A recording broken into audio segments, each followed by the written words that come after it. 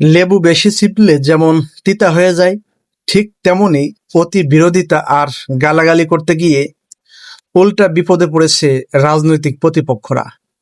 কি হচ্ছে আসলে কওমিয়া এবং জামাত ইসলামের রাজনীতিতে? চলুন জেনে নেই। বিশ্লেষকদের মতে কওমি মাদ্রাসা থেকে ইদানিং উল্লেখযোগ্য সংখ্যক আলেম জামাত ইসলামীতে যোগ দিচ্ছেন। সচেতন মহলের অভিমত হলো, প্রতিপক্ষের অতি বিরোধিতা ও মিথ্যাচারের কারণেই মূলত এই দলবদল আরো বেড়ে গেছে।